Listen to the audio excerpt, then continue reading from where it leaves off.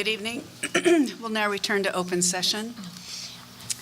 I need to report the items that we discussed during closed session. The only thing I have to report is that the personnel summary was approved in closed session, and a copy is available in the back of the room. In addition, the governing board took action to release 11 certified temporary employees and authorize the Assistant Superintendent of Human Resources and Facilities to provide service of issuing the necessary notices. I'd now like to ask if anyone could make a motion for the approval of the agenda, including time limits. I move to approve the agenda, including time limits. Do I have a second? I second it. All those in favor? Aye. Aye. Thank you. Do we have any public comment on the consent agenda, or do any of the student, or does the student trustee or any of my fellow trustees wish to remove anything from the consent agenda in order to deliberate? Yes. Okay. I requested items 17C and 17E, please. Can I have a motion to approve? Wait. Oh, sorry. 17H, please. Did you say C, Barbara? C and E. Okay. So we have C, E, and H for removal. Anything else? Okay, in that case, can I have a motion to approve the consent agenda excluding items 17C, 17E, and 17H? Did you ask for public comment on the consent agenda? Yes, I You did. did? Okay. I move to approve the consent agenda with items 17C, E, and H removed for consideration. Do I have a second? I second it. All those in favor? Aye. Thank you. Okay, Fatima, did I say your name right, or is it Fatima? Fatima. Fatima, I think I've said it both ways. Fatima, would you like to give us a report on Tamalpais, please? Okay, it's not much different from last week. Pathways, the lottery for next year's class was held last Friday. Team is coming back Wednesday night, tomorrow night from Joshua Tree, and the weather was really great. State testing is being prepared, and the seniors are beginning their preparation for mock trial presentations. That's it. That's right, they are going to the final, is it nationals now? I think so, yes. Okay, thank All you. right, thank you. Thank you. So why don't we go to trustee reports, starting with Trustee Anderson and moving down the line. Okay, I'm going down the bullet points first. The strategist update. We are working with Whitehurst Mosher on resolution language. It's not on the agenda tonight, as you can see, but we're hoping it will be on the agenda very soon after we work out some kinks. Another meeting this week with Whitehurst Mosher. Golden Bell, I skipped a bullet point. Fiscal Advisory and LCAP Committee, we met last week. I thought the conversation was really good. We talked about aligning our values as a district with our resources. And we got a first look at associating some costs, some ballpark costs, with some of the ideas that have been floated for ways to save some money. So no decisions made, there's another meeting Thursday night this week, April 5th. Golden Bell, we have our next meeting is on Thursday. Things are moving along like clockwork. And then the additional update from me is this morning, morning into afternoon, I attended the AP capstone presentation. There were two students, two seniors, who presented to a panel, and Michael and I were on the panel for these two students. I was so impressed with the students, and I just think they will go out and represent the district well in whatever they do. It's very impressive what the teachers have done with these students. AP seminars for juniors and AP Research is the seniors. They were very composed, compelling, and were thrilled to be done with the oral. It was like doing orals. And so I'm so glad that we have that as an option for our students. And that's it for me. Michael? Well, really two things. One, with Laura, I attended the LCAP Fiscal Advisory Committee meeting. I thought we had a good discussion. I thought there were a lot of questions, and I thought that the discussion in terms of being able to answer people's questions was, I thought good. We have another one on, and it was well attended, I think, and we have another meeting Thursday. I was also with the AP Capstone today. I just want to thank Emily LaTourette and Ernesto Diaz, the two teachers who invited us. I don't know whether you guys have had an opportunity to see some of these presentations. It's very impressive. It's very high-level stuff, truly. So thank you to them. Can we ask a question about the LCAP? Sure. Is there any characterization of this particular meeting being different than meetings that we've had in the past in terms of this particular group's function? So Barbara, I don't think Chuck could hear you, so I'm going to repeat your question, is that you wanted clarification from the two board members about the LCAP meeting and how, in your estimate, was it different, or how did it move forward differently from ones in the past? Or is there an answer to that? I'll go first. I thought it was very different. This meeting, as you know, came after our board meeting where we had the resolution with Attachment A, which stirred up a lot of discussion. And this LCAP Fiscal Advisory meeting last week, I think, was there was more data. I mentioned the dollar figures, which staff supplied, and I think that was a helpful discussion tool for the members on the committee to actually look at some numbers and kind of get heads around, what are we talking about here to try to hit a target of $3 million. So I thought it was very constructive. A lot more discussion needs to happen, which is why we're meeting again on Thursday. And I thought it was different in that there were some numbers to work with. Yeah, I mean, I also think that I think the members of the committee who are not, board members or staff members are becoming a little more comfortable with some of the concepts. It's really hard if you're not immersed in budgetary issues to kind of grasp what's going on. And so I think, I think it was helpful in moving the level of understanding forward. We also had Terry Ryland and Tarina Mars who were there, neither of whom was at the prior meeting. And, and they were there to answer some questions and to give some additional information about the budget. And Tarina was there to articulate really kind of, there were questions about what's the role of the county office and what's its position and so forth, and she was there to answer that question as well. So all that I thought was productive, but there's a lot of work still. So. Thank you. Do you have anything else, Barbara? Yeah, I do. Can I ask you if there was particulars about the nature of the discussion? Can I ask a more particular question? I think, before you answer, the role of the two trustees are to be observers to the process and not to report out on the substantive issues or decisions. It's just to report to us on the process, and then we'll hear with the full board any of the outcomes. But go ahead and. Well, I have a question that still remains, so I'll bring it up some other time, regarding an assumption on this, on the budget materials that I don't think's been addressed anywhere yet. And I'd like to know if people how they're framing a discussion about one of the assumptions. It's not in any of this data, and the budget still remains, and that is compensation.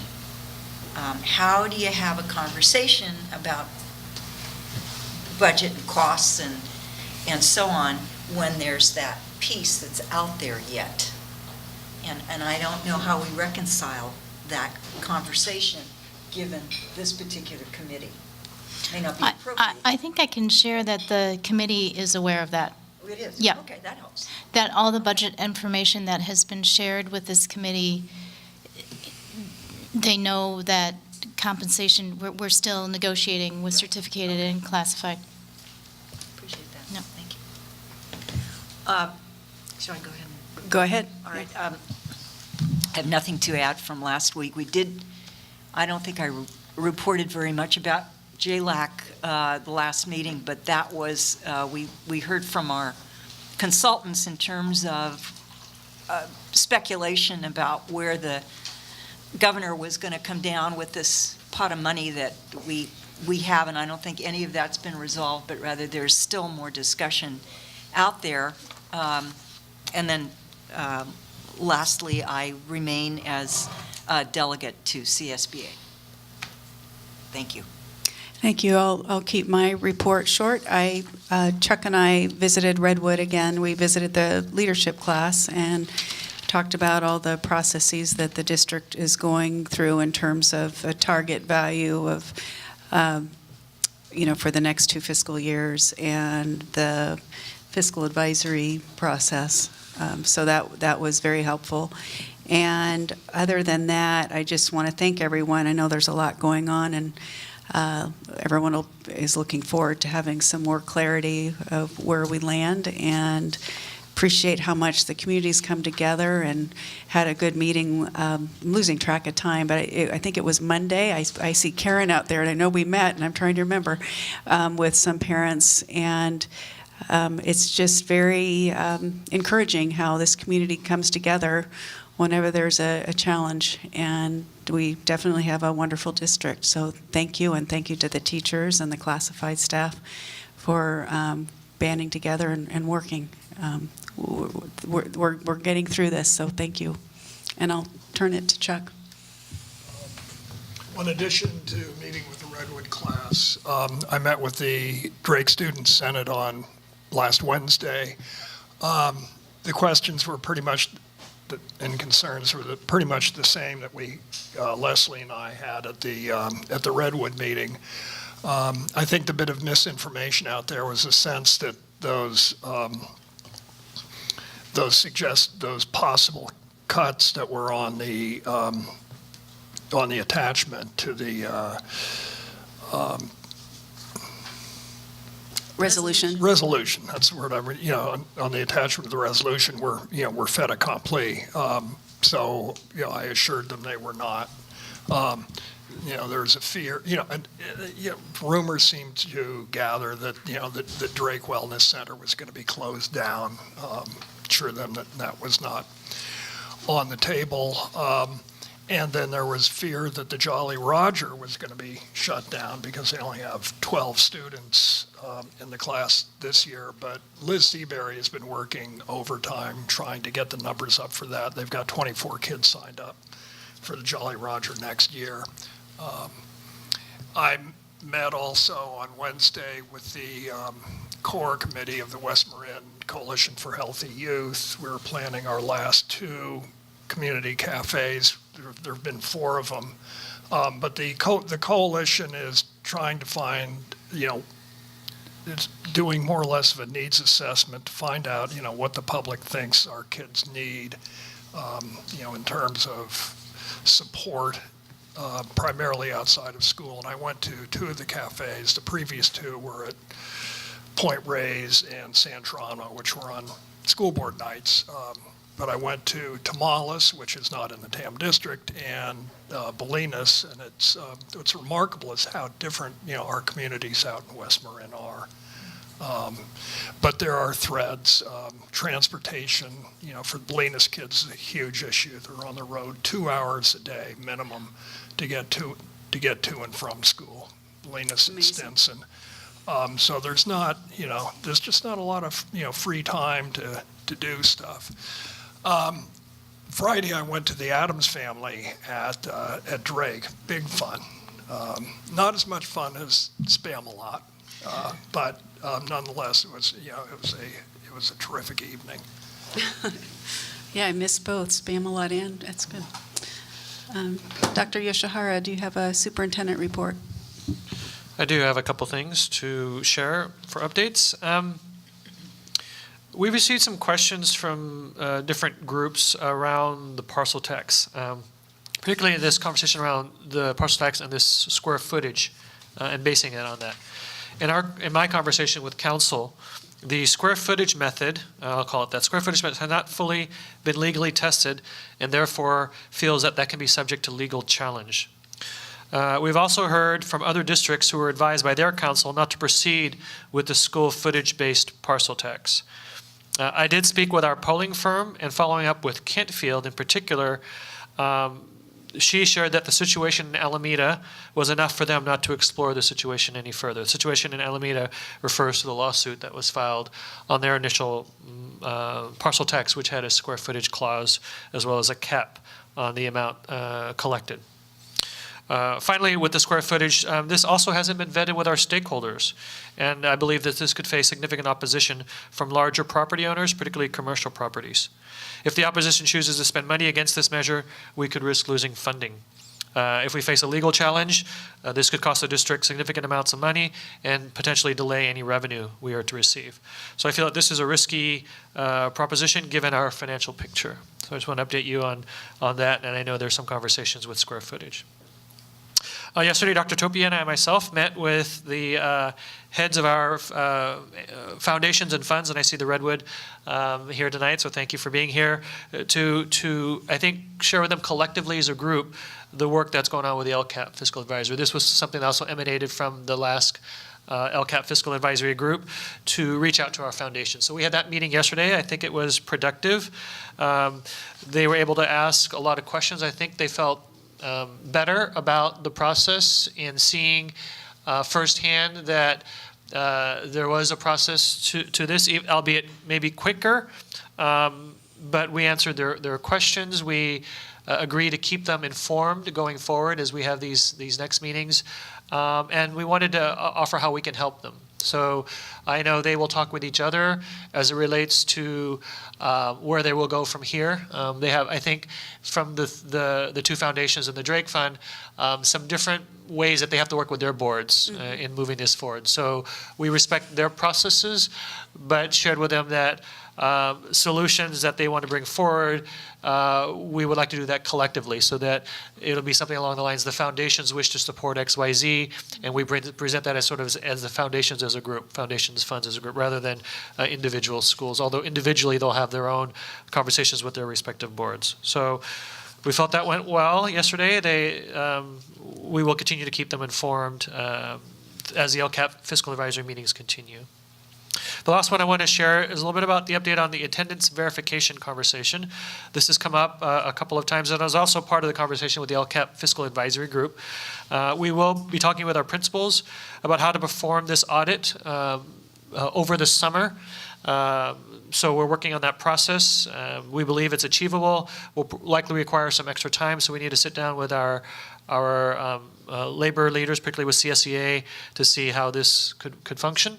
And then also Chris McCune, who's our Director of Community Education, has also agreed to do the actual residency check piece of it if there's any sort of home visits to take place. So Dr. Topier and her department will work with him in regards to the procedures for that in the fall as we begin the actual checks. It may start with just looking at the returns from things like report cards and so forth that go out, but there's still a process that needs to be followed consistently. So he's agreed to do that. Dr. Topier will work on it. We'll provide an update to the board before the end of this fiscal year on more specifics on these two parts of the process. So that's what I have for tonight. Thank you, and I especially appreciate the additional information about the square footage issue. I know we were anxious to get that, so thank you for such a thorough update on that. I think you're up next with the communications. I am. In the board communications tonight, you should have an email from Tim Mullery, CSEA President, dated March 28th regarding budget reductions. Like last time, you'll have 9 emails from various constituents regarding budget cuts. You have another set of 18 emails from various constituents regarding budget cuts. You have emails that were grouped together. I wasn't able to count it, but it was a large group that was shared with the LCAP Fiscal Advisory Group on March 28th. You have an email from Dr. Grogan, JPCC Project Director, dated March 20th, regarding an honor for Mr. Pribble, Tam High School teacher. A letter from Mr. Neal and Mr. Yates, dated March 27th, regarding librarian reductions.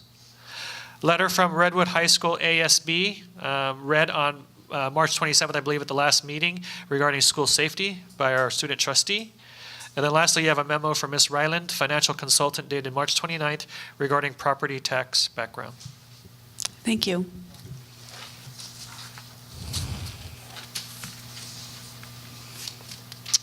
So now is the time for public comments for items not on the agenda. I'm going to read a statement. The board recognizes the value of public comment on educational issues and provides this time for members of the audience to address the board on any school-related matter not on this agenda. The board can take no action at this time. Each speaker is requested to identify their self prior to addressing the board. Sorry, the reading there didn't look right to me, so I paused. And will be heard for up to 3 minutes. The presiding officer of the board shall determine, based on time constraints of the board, whether some time less than 3 minutes shall be allocated to individual speakers. If you did not fill out a orange-yellow card, that's fine. But if you did, go ahead and bring it up when you speak. If you could also identify yourself. The cards aren't required. It just helps us with the meeting minutes afterwards. And you'll have up to 3 minutes. And just keep in mind, because generally the board does not get in a dialogue with the audience. This really is a board meeting, and sometimes we'll answer a question if it's a quick answer, but especially when it's not on the agenda, we try to avoid getting into a dialogue. So please don't be offended if we don't respond after you speak. We are hearing you. We're just not allowed to engage in a conversation. So I think you're first, and if you could identify yourself and. Do you want me to read them? Sure, thank you. That's very helpful. Appreciate that. Thank you.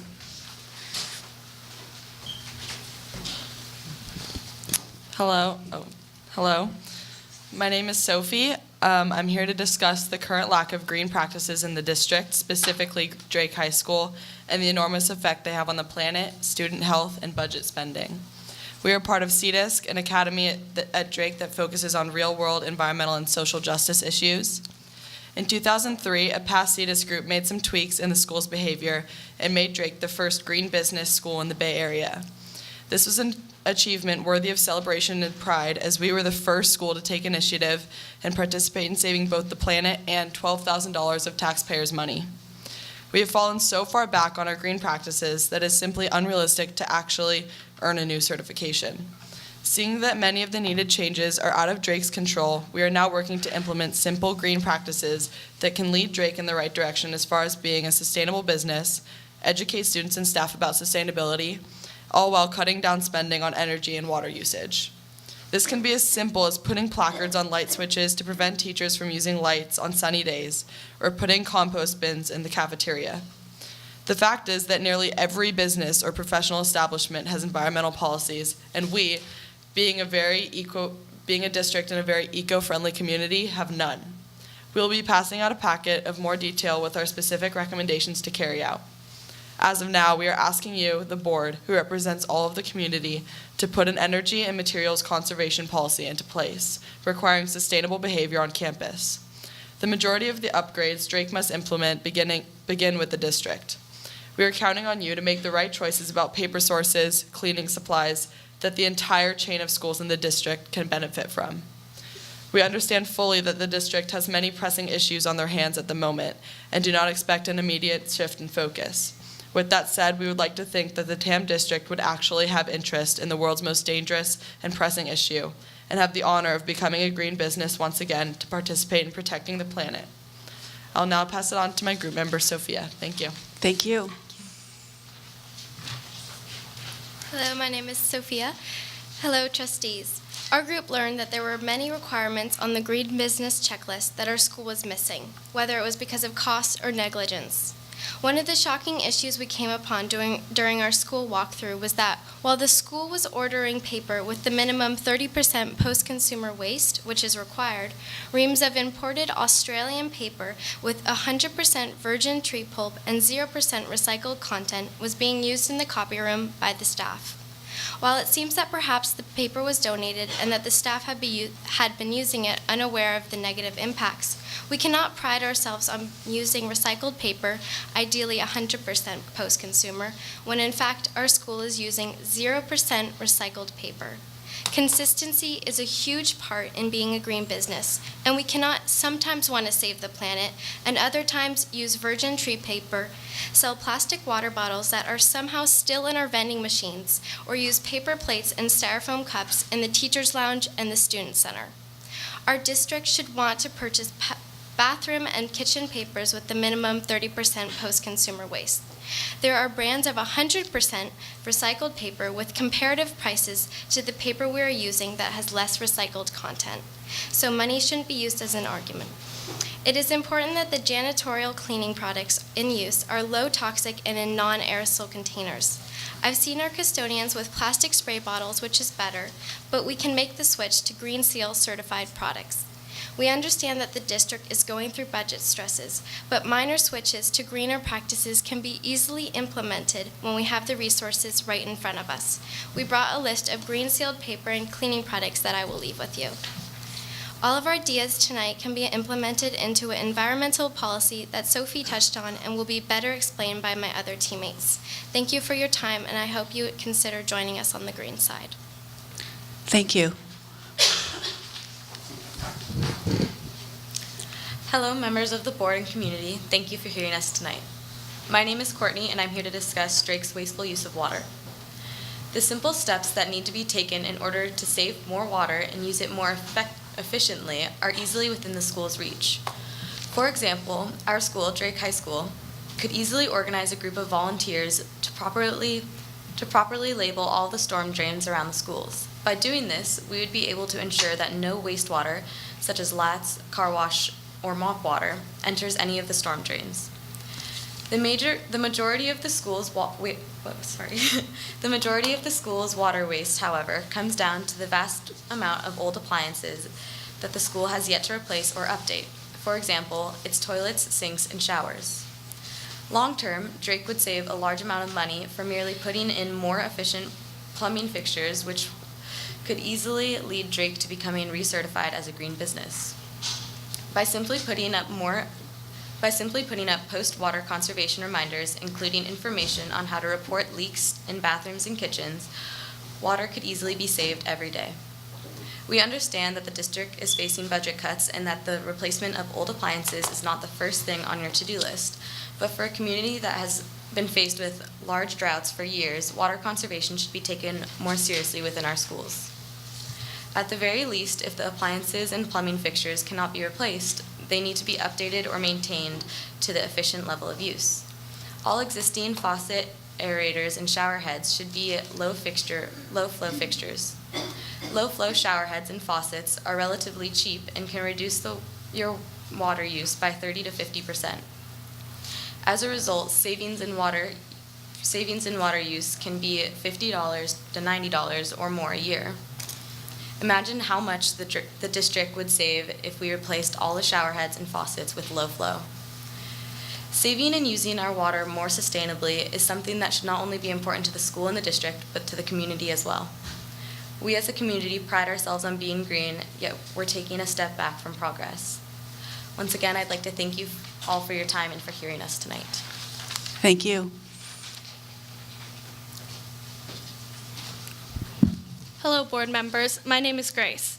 Our school was proud to become a Bay Area green business back in 2003.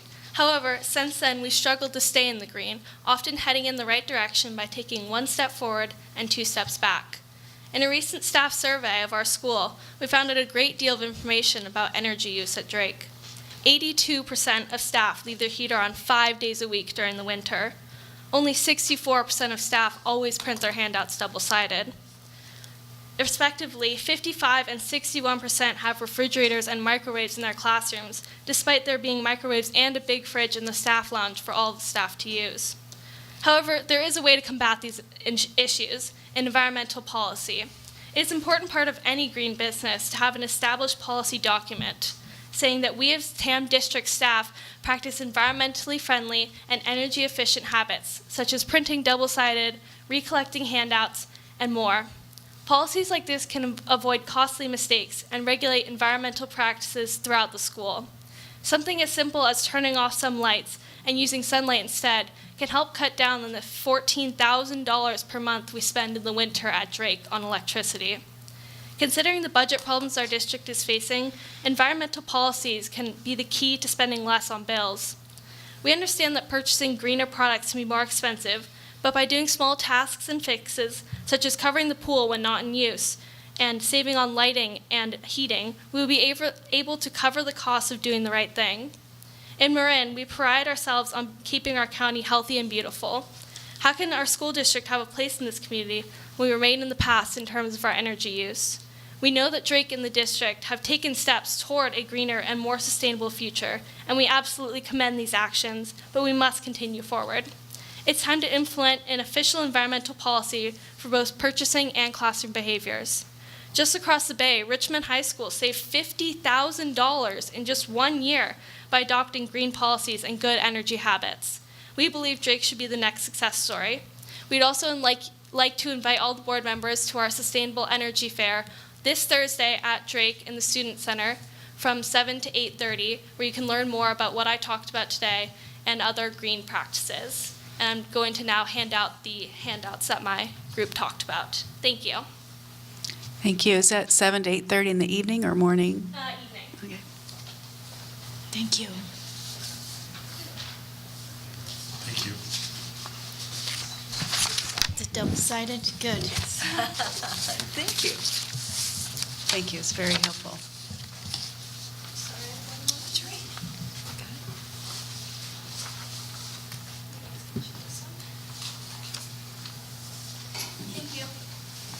And while we're in this pause, if you have copies of what you've read to us and would like to email them, here's a hard copy right here.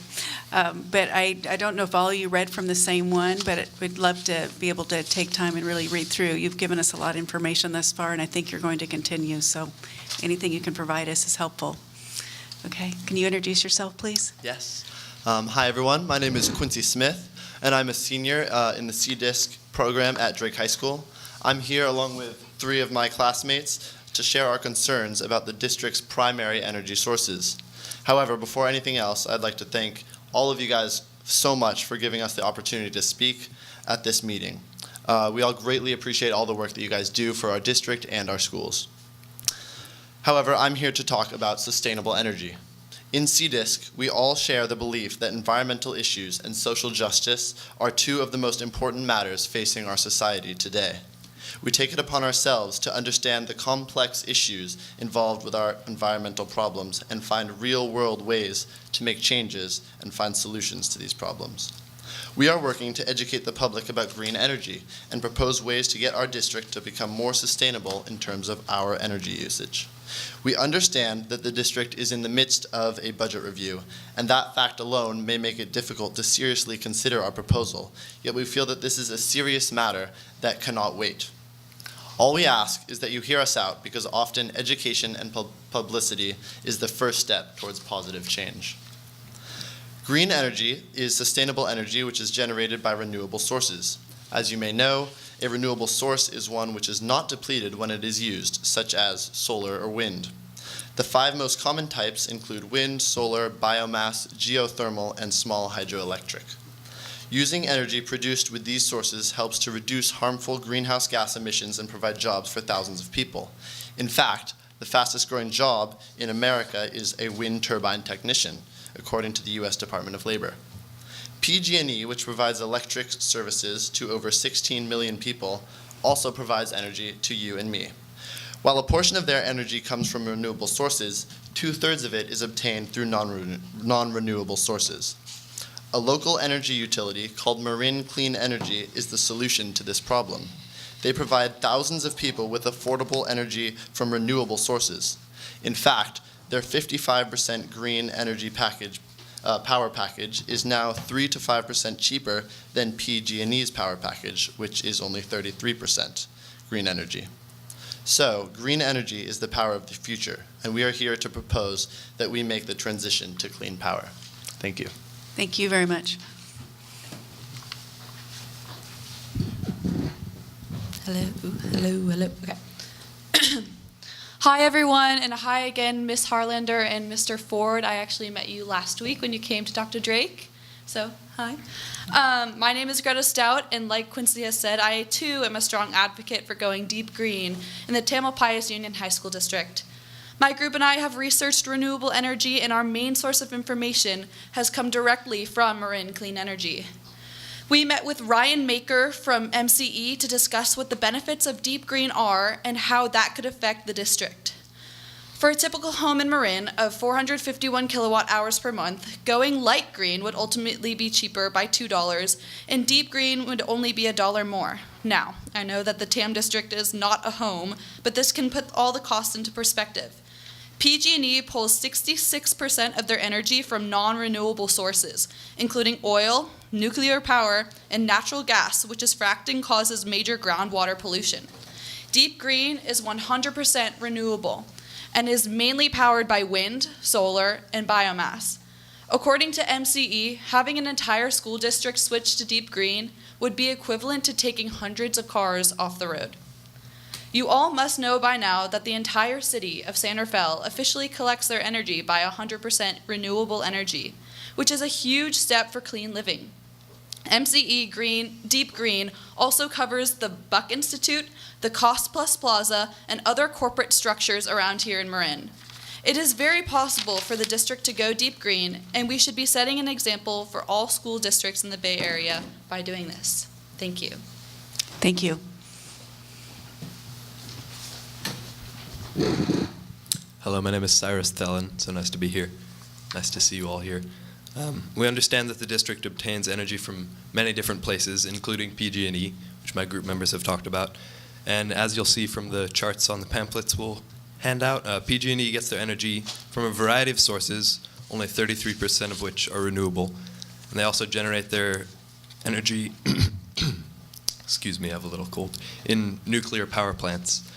The process of using radioactive materials to generate energy not only leaves behind dangerous waste for thousands of years, but also has a negative net energy yield, which means that you use more energy to produce it than you get out, which is really harmful for the planet for obvious reasons. Marin Clean Energy, on the other hand, largely obtains their energy from renewable sources, as you'll also see on the pamphlet. And with their, it's called a light green plan, they get 55% of their energy from renewable sources, and with their deep green plan, they use 100% renewable energy. And I just want to reiterate that we're really proud of the steps that the district has taken so far. There are solar panels at Redwood here, and actually every school in the Ross Valley except for Drake is solar powered in some way. And that's a huge accomplishment, and we're really proud of it, but we know that we can do more. In our highly educated and caring community that we know and love, we can start walking the walk of environmentalism and social justice more than we are. We like to talk about it a lot, but we need to start taking actual tangible steps. We urge the district to follow the city of San Rafael and go deep green, and we understand that in the current financial pinch that the district is in, it may not seem immediately financially feasible. But light green actually costs, as Quincy said, 2 or 3 to 5% less than PG&E. So that should be considered as an option if it comes down to only financials. At the very least, we ask that you consider this, but truly with better energy conservation practices in our district, we should be able to go deep green now. Thank you. Thank you very much. Hi, my name is Sarah Spencer, and I'm a senior at Terrain District High School as well. As my group members have stated before, I'm also here to talk about the issue of green energy in the school district. As you may know, the TUHSD school district does not get their energy from mostly renewable resources. That is why I'm here to talk to you today. Marin Clean Energy's mission is to address climate change by reducing energy-related greenhouse gas emissions through renewable energy supply and energy efficiency. With that in mind, we are proposing that the TUHSD school district should switch to Marine Clean Energy's Deep Green Plan to save money and benefit the school district as a whole. In 1 month at Drake, we used $14,000 for energy, a cost that could be greatly cut down if the district switched to a clean renewable plan. Not only is switching to one of these plans environmentally friendly, it is also cost efficient. Light green, another clean energy alternative offered by MCE, costs 2 to 5% less than PG&E. The benefits of switching to a renewable energy plan will not only save money for the school district in the short term, but will also set an example to the students and the community that living with renewable energy is something that can be done by anyone. Switching to deep green is something I know that can be done, but we need your support. Renewable clean energy is our future, and we must make the change now.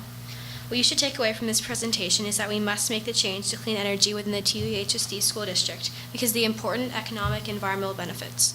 Making the transition to clean energy starts now, so hopefully you'll take our recommendation to switch to a more sustainable energy provider. Thank you. Thank you very much. It was very informative. And I think, anyone want to make a comment or? I'm looking at people's faces and I get the sense you did, but I found it very informative and I know we all really appreciate getting this sort of feedback. Yes. So I have a question. So, and I don't know whether any of the students or their teacher, Ms. Fox, knows the answer to this, but we had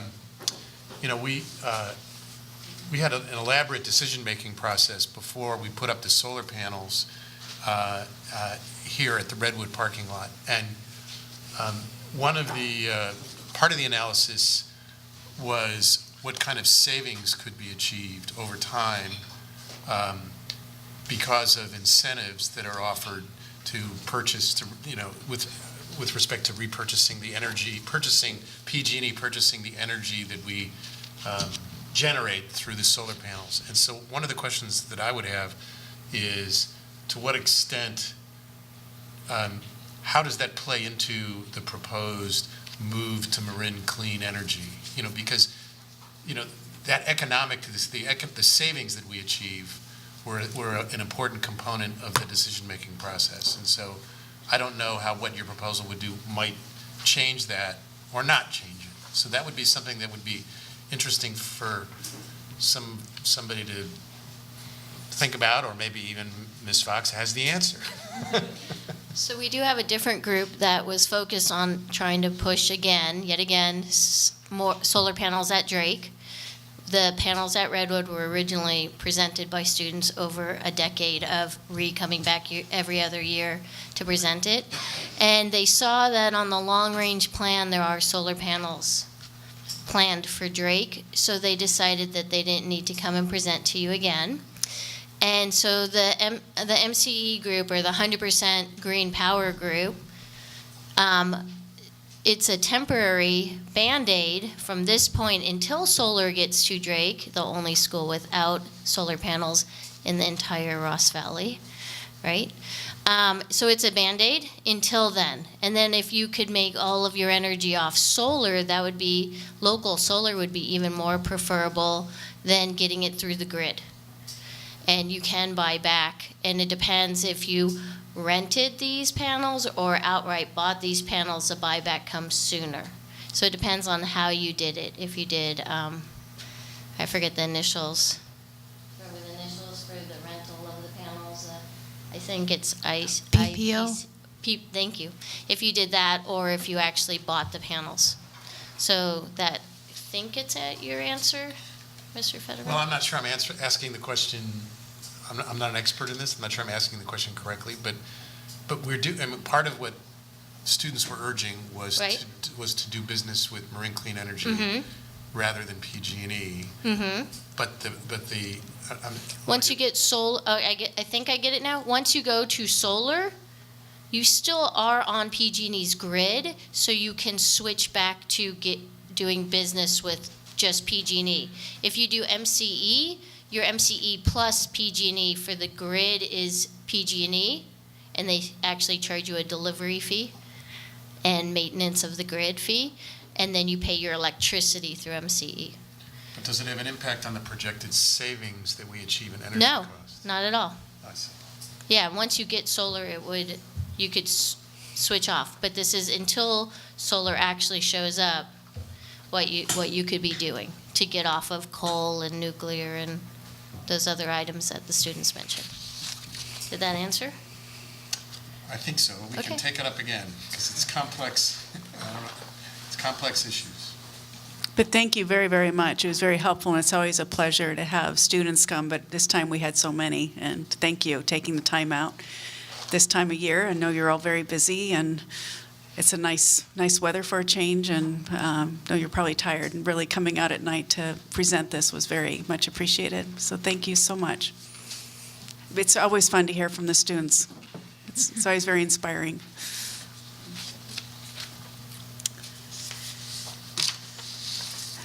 So our next agenda item, under trustee considerations, we have Tara Topier, report on goals, teaching and learning, equity and access, and student wellness. Thank you. Thank you. Yeah, thanks again. Thank you. Thank you. I'm going to pass this down to Mary. These are extras. Oh, I'll take them. I guess it's not extras. Public comment? Oh, is there more public comment? Did we have any more public comment that I missed? I didn't see anyone else stand up, so I assumed we were done. Okay, thank you. Good evening, everyone. So tonight, just a few updates hitting on a couple of different areas. Just want to inform you that we're halfway through SBAC testing, or CASP testing. TAM has completed their testing, and they reached their 95%, so they're very excited about that. And Drake and Redwood are both halfway through. San Andreas and Tamascal will test after the April break. We also currently, the reason TAM tests so early is that we have so many kids overseas right now. Global Studies right now has trips occurring in Spain, England, France, Belize, and Italy. Across the district, there's over 180 kids participating in Global Studies trips this year. So we're starting to get pictures in. They seem to be having a great time. Our SOAR students are meeting this Friday.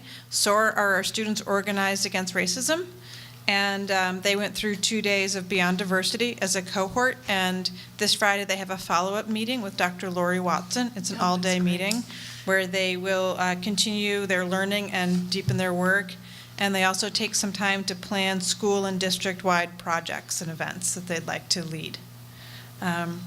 So we're excited about that. And then a little update that our sexual harassment prevention training for students has been shared with most of our social studies teachers. So the planning is underway for ensuring that all students have access to this learning, starting with the week after break. Again, the window is from after break till about June 1st, that we're hoping that all students will have the opportunity to go through it. The affirmative consent training for seniors has begun. They began at Redwood this week. And yeah, that's about everything I have for you tonight. Oh, thank you. Thank you very much. I got a question, Tara. Sure. With the global studies and all these kids abroad and missing classes, is that something Brian manages? Working with the teachers to.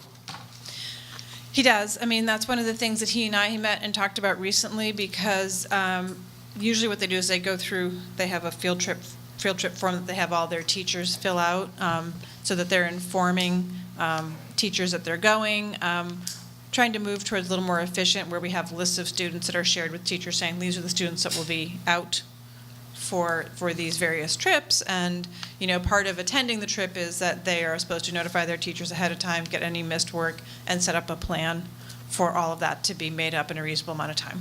Okay. So that is managed. It's always a little bit difficult. There's always a little bit of push and pull, because it backs up so closely to AP testing, and so it's always a little bit of a dance. But that is part of what Brian does. It is as part of the Global yeah. Studies Coordinator. Okay. Yeah, a question regarding Lori Watson's participation in SOAR. Will she continue to be our facilitator for the student programs at each site, or is it particular just to one site? It's district-wide, so the Right. when Oh. the students meet with her, they meet as a district, which is nice, because they come from all 5 sites. And they, so they went through that 2-day training together, so they're sort of a cohort now, and they get together and they get to interact with each other and plan and hear each other's ideas. So the idea is that it's really a district-wide group, that they go back and represent their sites, but that it's a district-wide group that meets collaboratively. Will she be continuing next year in terms of facilitation? The idea is to look at the specific ed group is supposed to send us a proposal in the next couple of weeks of what that could look like. So we're hoping that she will be able to continue in some fashion working with the kids. And will she also have opportunities to work or address staff? The county is offering 4 more Beyond Diversity 1 workshops next year. I don't have the exact dates, but they're roughly, October, November, March, and or January and March as they were this year. And she will be facilitating those through the county office. Great, thank you. I have a follow-up question. It has to do with the students that are a part of SOAR. How do they carry the message back to the students on the respective campuses? So that's part of what they collaborate on this week. So the first 2 days were training. That was, they went through Beyond Diversity. So this meeting on Friday is where they start to develop some of that messaging and some of the projects and campaigns that they might want to work on. And different sites work a little differently, but essentially what's happening now, each site has 2 adult coordinators that work with the students. I know at TAM they meet weekly during a lunchtime, and they had a table at the TAM Unity Day to try to share with other students what their work was and what they were interested in. And I know the Redwood students have been meeting with their advisors as well, and I'm sure the other sites are meeting with, and the idea is to sort of craft that message and those campaigns that they want to start doing and what their work can look like on the sites. Thank you. Anyone else have questions? I got a question. When- I had one comment and one question. The comment is about the good press on the sexual harassment training in the district. It was so great to see that featured after all the concern that's been expressed in the district. So thank you for pushing that forward. And we talked about it at the last board meeting, but it's nice to see good press, and you were a big part of that. So thank you for that. And the question is in relation to the SBAC testing. After going to the AP research talk today, I was on campus at Redwood and bumped into one of our assistant principals who talked about the SBAC testing. And you said Redwood is halfway done, as is Drake. They're going to finish testing this week, or? Yeah. Okay. He was talking about the fact that some students are getting excused from taking their parents are calling them in, which concerned me as a trustee. I know we have to try to hit that 95% as TAM has already done, and I'm wondering if we're seeing or you're hearing, I know we're only halfway done, are you concerned about more students getting excused and not taking this test? I'm not hearing a lot of that. I don't have any numbers on it right now, but I have not heard, no one has reported to our office that they're seeing large numbers of opt-outs. I mean, I was at Redwood today and they told me about one, but no one at Redwood today elaborated that there was more than that, or there were significant numbers. Every year we have some, I know last year at TAM, we were concerned that the number of opt-outs might keep us from that 95%, but it didn't. It was close. And I know San Andreas and Temescal, we've got Corey here, but I know they can count heads a little bit better at the smaller schools. When are they testing? I did not write it down. After break. Yeah. And you're going to get on them pizza or something, so they. Week of May, and pizzas have already been Yeah. decided on, yes. Okay. And Fatima, do you know about? You're a senior, aren't you? No, I'm a junior. Junior, so you're going to have to do this. Yeah, but I don't know when. Don't know when, but you're going to show up and take the test. Yes, Yeah. for sure. Good.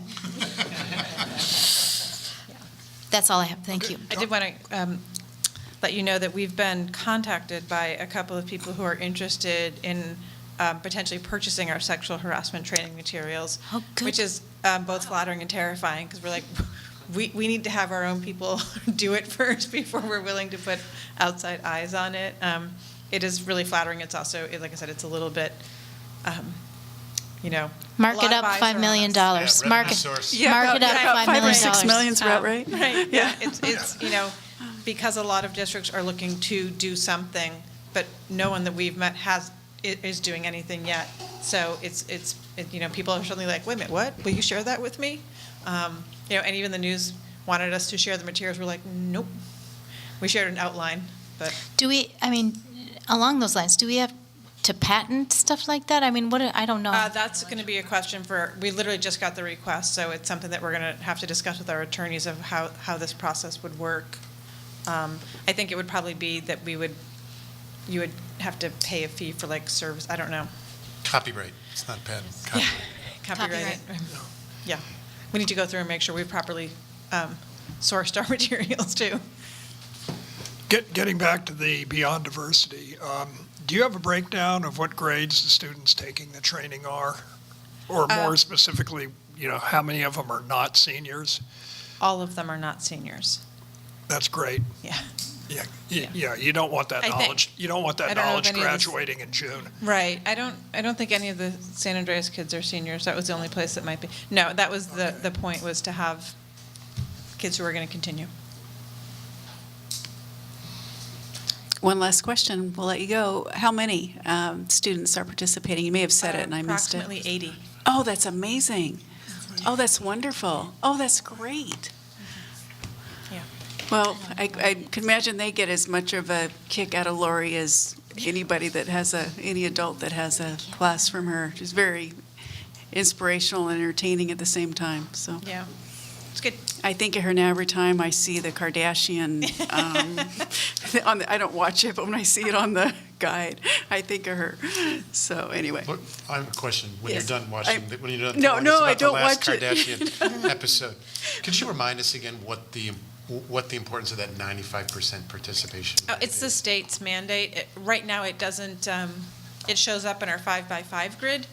There, there's no punishment for not reaching it, but it is what the state, there may be in the future some negative impact, but it is the state's required participation rate. Yeah, I think, one of the drivers is that some districts, not ours, they just have their low-performing kids not show up. Oh, geez. Yeah, Going on for years. it's not I didn't know uncommon. that. Oh, boy. Sue, before you go, where is the Sustainable Energy Fair going to be? It's in the Student Center at Drake. Okay, 7 Student Center, 7:30? 7 to 8:30 Thursday. 7 to 8:30 p.m. Thursday in the evening. Sue, just so you know, we have an LCAP Fiscal Advisory Committee at the same time. Well, I told them that you weren't all allowed to show up at the same time. That they should invite all of them. Vicki, do you want to come up to the podium? Yeah, just holler really loud so that they can hear. So with the sexual harassment training, Yeah. one question I had is any of that information being passed on enforcing the entire or enforcing the current dress code?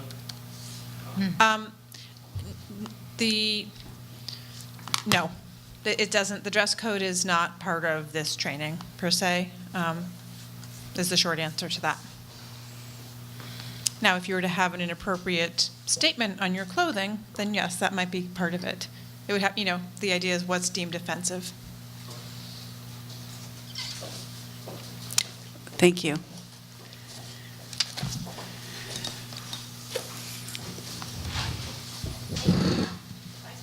Bye, Sue. We're moving on to the resolutions. Yes, thank you. 1715 is resolution support of the gun control. We had some good conversation at the board last time, as well as from our student trustees. So we have a resolution here today. I know Trustee Anderson had a typographic that we will fix if Trustee Anderson can remind us where that is so we can fix. I know Mary. It's the first whereas, First whereas, thank you. the word demonstrate Oh, it's highlighted here. Okay, so demonstrate was made singular to match subject-verb agreement, so, We have English people up here. So I thought that in that first, whereas demonstrates should be singular to go with the verb. that was the question, yes. Should it be singular or should it not be? Shootings demonstrate.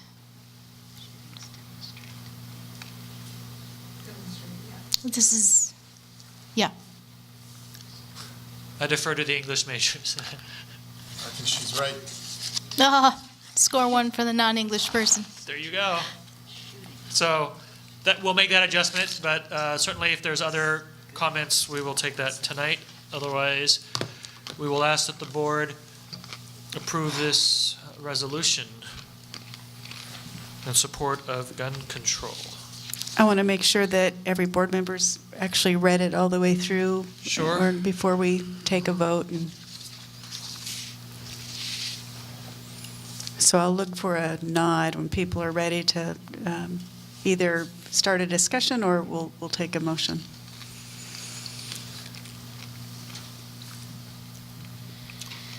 I move we adopt the Resolution 17-15.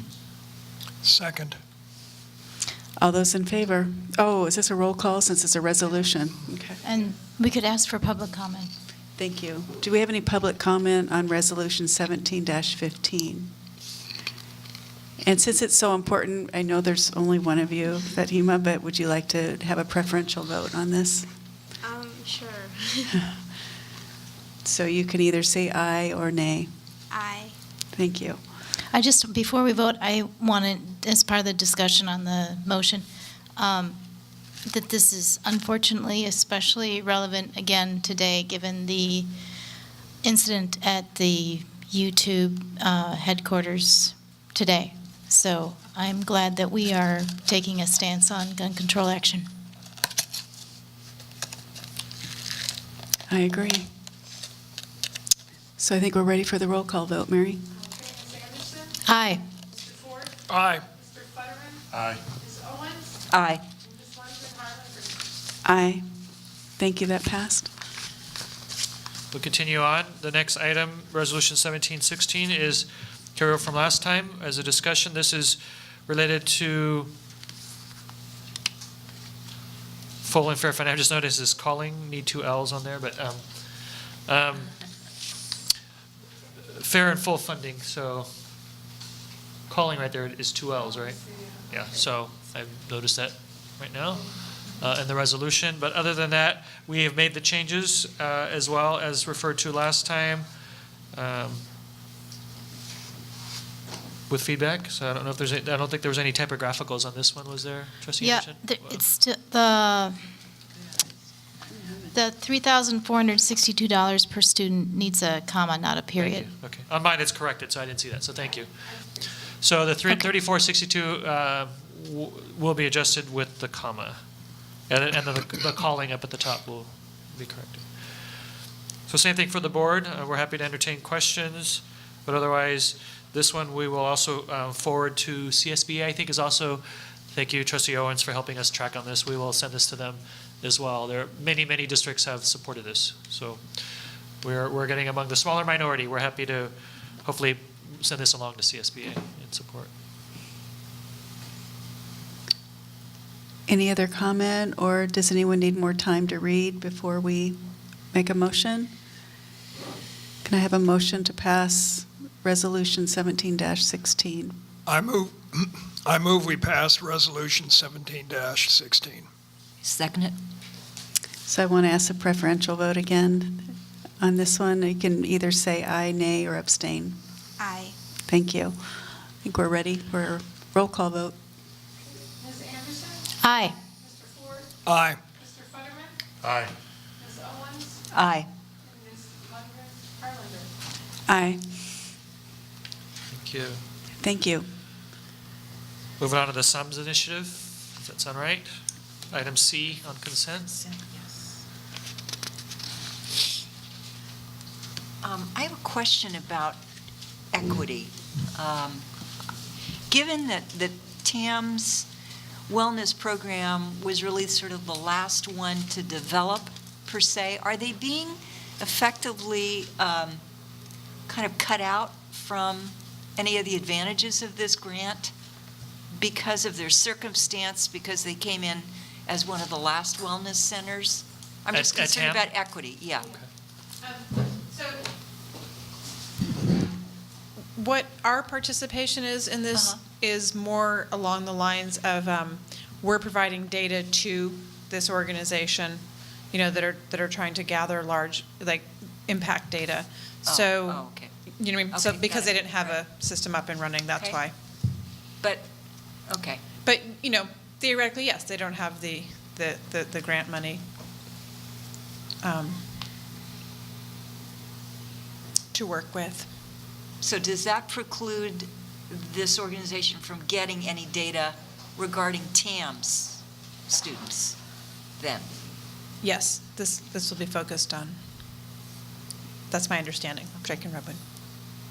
But this, as I read it, it's $10,000 for the two schools specified, Drake and Redwood, through 2020, June 30th, 2020. So it's not a lot of money every year. I mean, we'll take whatever we Right, can get. exactly. We're grateful, but to Barbara's point, I think, TAM should benefit from the work that's being done here too, Yeah. right? I think hopefully the benefit will be that what we learn at the other sites can be implemented at TAM more efficiently. Thank you. Yeah. Can I have a motion to pass item 17C? So moved. Second? Second. All those in favor? Aye. Thank Okay, you. item 17E, thank you. Approve a revised course of study for Spanish. I do have a question. Do you want to ask yours? No, I had a question about one of them we already passed. Sorry, go ahead. What? No, go ahead. It's not on, it was on the consent. Okay, regarding the Spanish program for Spanish speakers course of study, are we seeing any research? I'm just going off my own experience, but is there research that demonstrates this kind of course of study really does develop a literacy bridge for a lot of our students? Yes, it does. And one thing that there's some research around is that it helps connect home culture and language to academic work, which is a really, what we know is it's a really empowering way for students to engage in learning. Yes, I just by way of personal account, I'm a native Italian speaker, and so when I had the opportunity to take the language and really develop it as in terms of fluency for literature and so on, it was really important. I didn't realize, and I look back on it now, that it really did create a scaffolding for me that was secure and comfortable and confident, from which I was able to build other language attachments, including English and other languages. So I wanted to take the time out to support this kind of direction for us. So I thank you. Thanks. Yeah. For providing that opportunity. That's all. Any other comments or questions on this item? Can I have a motion to pass item 17E? I move we pass item 17E, approving the course of study for Spanish speakers. Do I have a second? Second. All those in favor? Aye. Did you have a preferential vote and I missed you there? Aye. Okay, Thank you. thank you. H.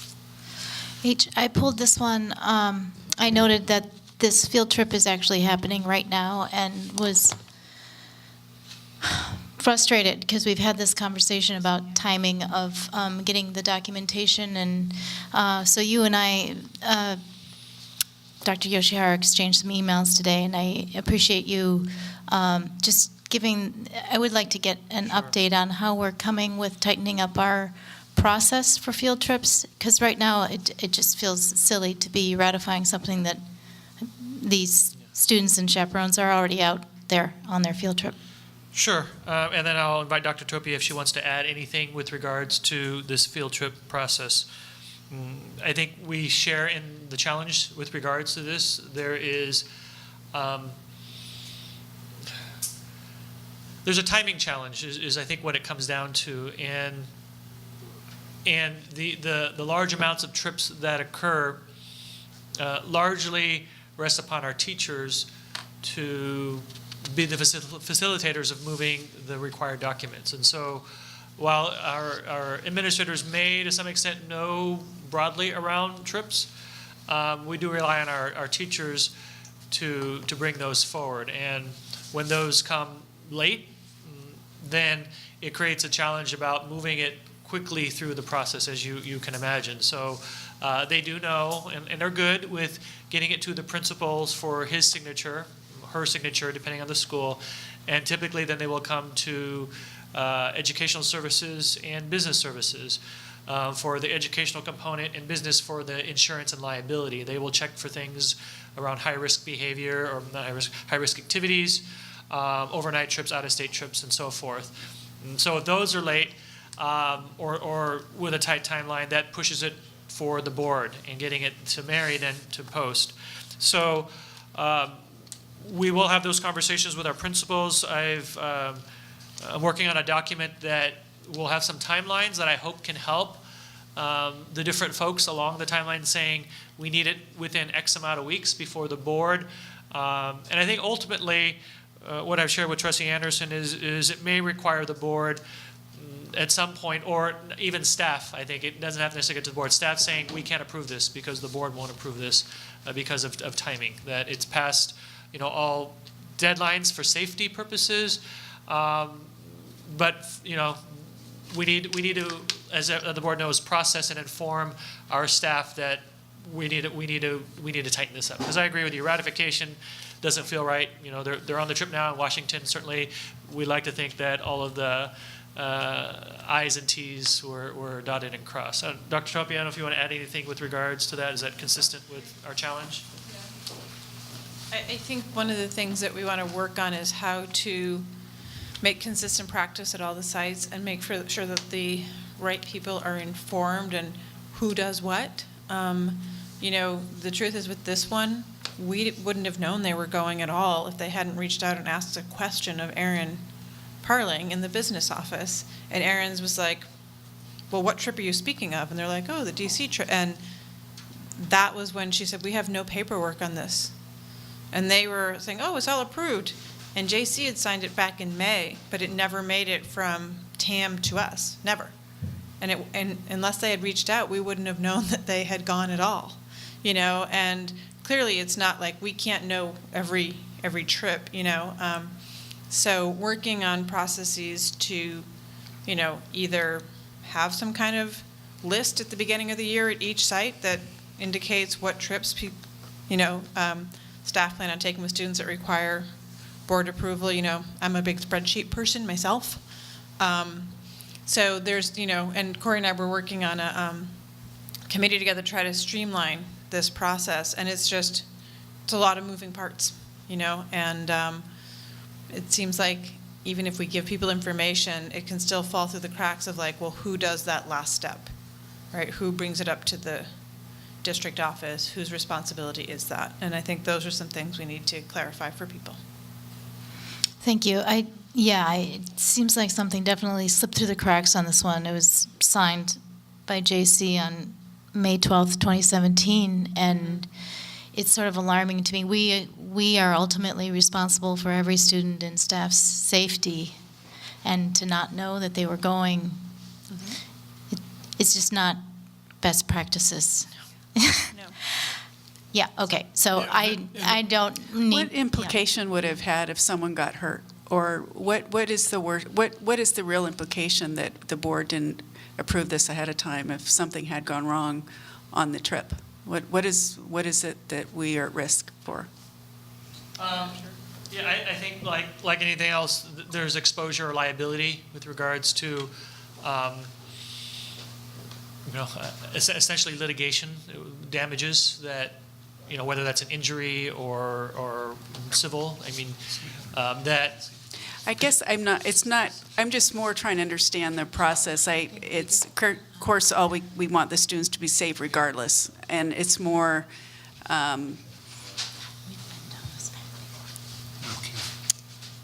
But I can certainly follow up. yeah, I just think if that.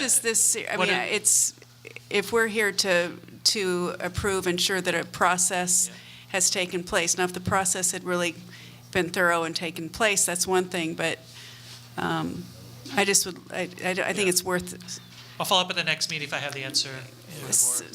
or just an action plan Action of what you're going to do so it doesn't happen anymore. Again.